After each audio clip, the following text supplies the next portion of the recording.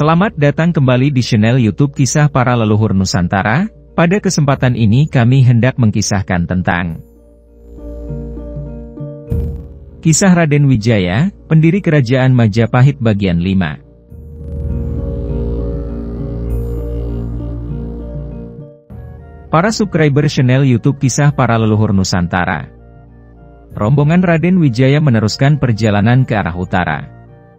Hutan belantara mereka lalui. Lembah dan gunung harus mereka jalani agar terhindar dari kejaran musuh. Tekad mereka hanya satu, yaitu sang putri harus diselamatkan.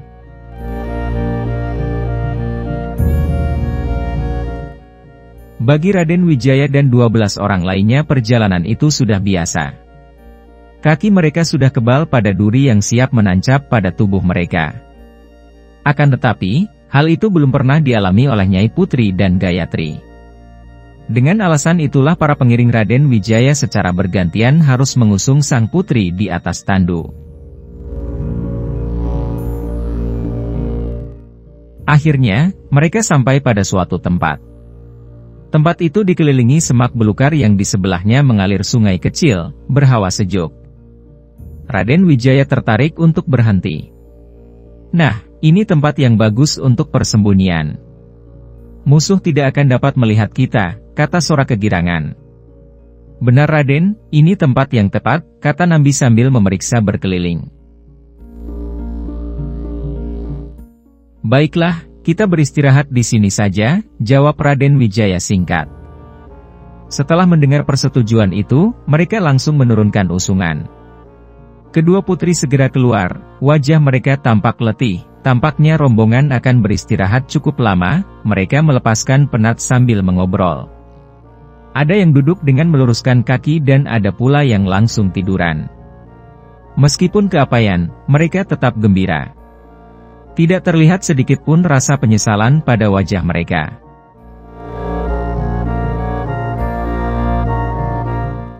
Beristirahat sambil berunding adalah hal yang lazim dilakukan dalam perjalanan panjang. Apalagi, tempat yang akan mereka tuju belum pasti. Mereka terus memikirkan kemana mereka harus berlindung.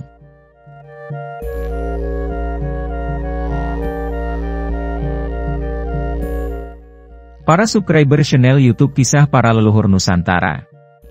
Tiba-tiba Sora mengajukan usul. Raden, karena keadaan kita semakin lama semakin parah, hamba mengajukan usul. Bagaimana jika sekarang kita meminta bantuan dan pertolongan kepada Ayahanda Adipati Arya Wiraraja di Madura? Menurut hamba, untuk saat ini itulah jalan yang terbaik, kata Sora penuh hati-hati.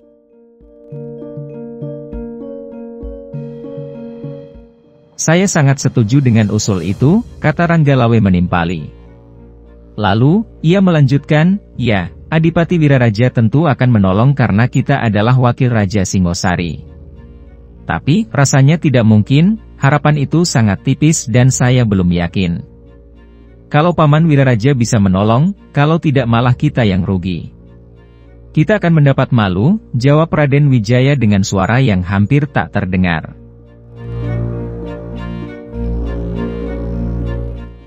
Tampaknya Raden mulai putus asa, kata Nambi dalam hati. Suasana hening. Semua berpikir keras. Wajah mereka tegang memikirkan jalan keluar dari masalah yang rumit ini.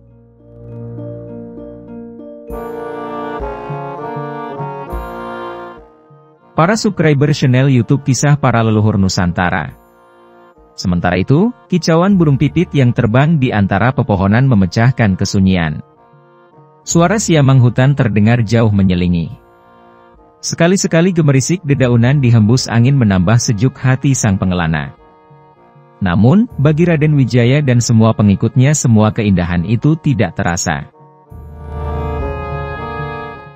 Mereka hanya mempunyai dua pilihan, yaitu meminta bantuan ke Madura atau akan tetap menjadi gelandangan hutan entah sampai kapan. Setelah hening berlangsung beberapa saat, Raden Wijaya berkata, saudara-saudaraku, setelah aku pertimbangkan, usulan yang diajukan Sora dan Lawe, sebaiknya perlu kita coba. Kita tidak bisa begini terus, sementara musuh tetap mengejar kita.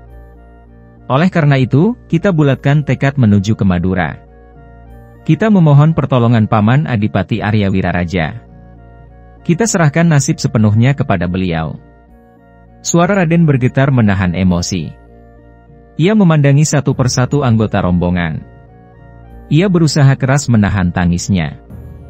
"Tidak pantas kepala rombongan menangis," katanya dalam hati.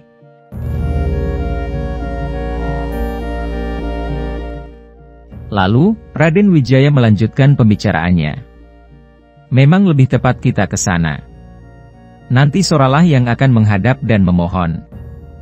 Dengan demikian, tentu Paman Adipati tidak tega terhadap putranya sendiri. Raden Wijaya berhenti sejenak. "Baiklah, kita sudah bersepakat. Sekarang, lebih baik perjalanan ini kita lanjutkan," kata Raden Wijaya sambil berdiri. Wajahnya sudah tidak terlalu tegang. Begitu juga wajah-wajah yang lain. Mereka mulai tersenyum dan bergembira kembali.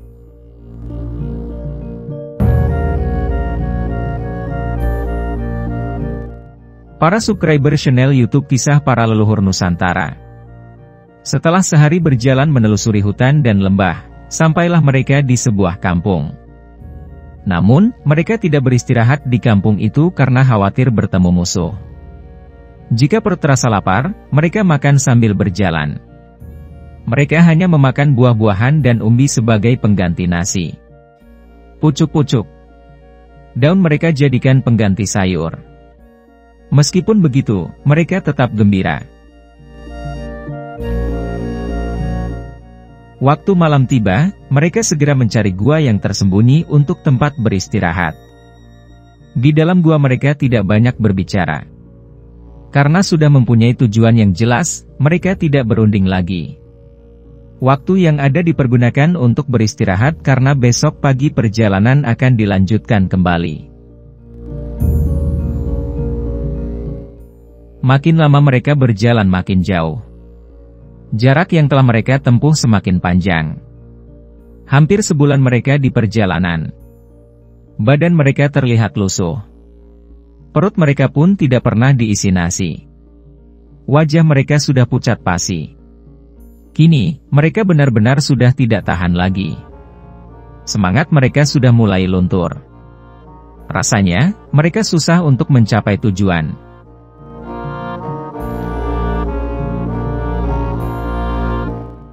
Para subscriber channel YouTube Kisah Para Leluhur Nusantara. Pada saat itulah mereka melihat lagi sebuah kampung. Hati mereka mulai terhibur. Mereka sudah tidak memikirkan lagi akan dikejar musuh.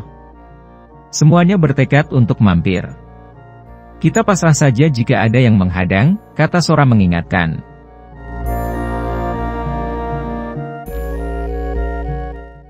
Tidak ada yang menjawab, tetapi semuanya serentak berhenti. Kampung itu bernama Kedadu.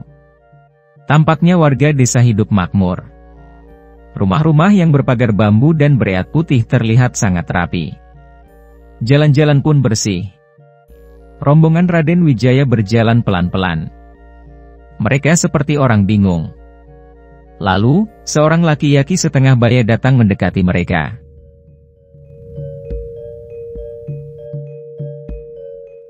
"Apakah tuan-tuan ini sedang tersesat?" sapa orang tua itu. "Dua, iya, kami memang sedang tersesat. Kami datang dari jauh. Bolehkah kami beristirahat di sini?" kata lembu Sora terbata-bata. "Oh tentu boleh tuan," jawab orang itu. "Saya akan mengantarkan tuan-tuan ke rumah kepala kampung. Jaraknya tidak jauh dari sini," lanjut orang itu lagi. Lalu mereka pergi bersama-sama menuju rumah kepala kampung. Sampai di halaman sebuah rumah, laki-laki setengah baya itu berkata, "Mohon tuan-tuan tunggu di sini. Saya akan masuk menemui bapak kepala kampung." Lalu, ia melangkah menuju pintu dan mengetuknya. Tak lama kemudian, di balik pintu muncul seorang lelaki yang hampir sebaya dengan laki-laki tadi. Mereka sempat berbicara serius beberapa saat. Kemudian, mereka melangkah mendekati rombongan. Salah seorang dari mereka berkata, "Tuan-tuan, saya adalah kepala kampung Kedadu ini. Saya lihat tuan-tuan sudah sangat lelah. Silakan tuan masuk ke rumah untuk beristirahat, Bapak Kepala." Kampung merasa iba. La tidak tega melihat kondisi mereka yang sangat lemah. Karena itu, Bapak Kepala Kampung menyuruh mereka secepatnya masuk rumah. "Terima kasih kami ucapkan kepada Bapak berdua. Kami sangat mengharapkan pertolongan ini," jawab Raden Wijaya singkat. Lalu, mereka masuk ke rumah. Sesampainya di dalam rumah, mereka langsung tergeletak karena kehabisan tenaga. Setelah melihat keadaan itu, istri kepala kampung langsung membuat air panas. Lalu, menyajikan kopi dan teh panas kepada tamunya. Kemudian, istri kepala kampung menyediakan makan malam. Setelah beberapa hari beristirahat, rombongan Raden Wijaya telah terlihat segar kembali. Wajah Pucat kini berganti memerah. Kepala kampung dan istrinya sangat senang bisa melayani tamu mereka dengan sebaik-baiknya. Rombongan Raden Wijaya pun merasa sangat puas dengan layanan yang diberikan oleh Bapak Kepala Kampung.